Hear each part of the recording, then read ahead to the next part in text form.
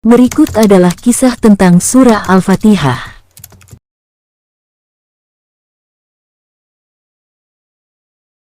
Suatu hari, ada seorang pemuda yang sedang bingung dengan hidupnya.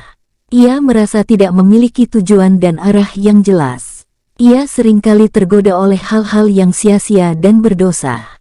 Ia ingin berubah, tapi ia tidak tahu bagaimana caranya. Pada suatu malam, ia bermimpi bertemu dengan seorang guru yang bijaksana. Guru itu berkata kepadanya, "Hai anak muda, apakah kamu tahu surah Al-Fatihah?" Pemuda itu menjawab, Ya, saya tahu. Itu adalah surah yang selalu saya baca saat sholat. Guru itu kemudian kembali bertanya. "Apakah kamu mengerti makna dan hikmah dari surah itu?"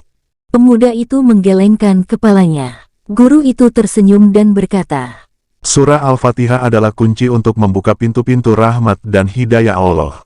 Surah itu mengajarkan kita untuk memuji dan mengagungkan Allah, yang merupakan Tuhan semesta alam.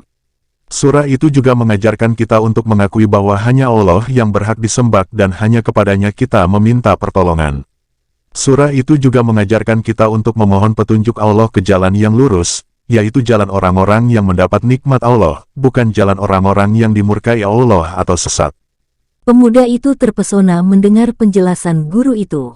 Ia kemudian bertanya. Bagaimana saya bisa mendapatkan petunjuk Allah? Guru itu menjawab dengan berkata, Dengan membaca, memahami, dan mengamalkan surah Al-Fatihah dengan hati yang ikhlas dan penuh harap. Surah itu adalah doa yang paling mulia dan paling afdal.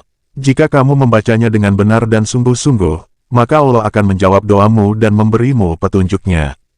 Pemuda itu terbangun dari mimpinya. Ia merasa ada sesuatu yang berubah dalam dirinya.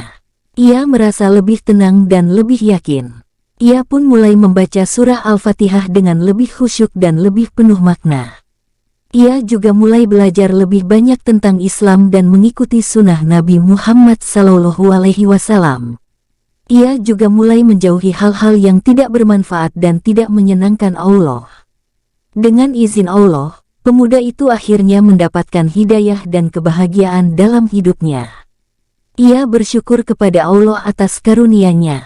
Ia juga berterima kasih kepada guru dalam mimpinya yang telah mengajarkannya tentang surah Al-Fatihah.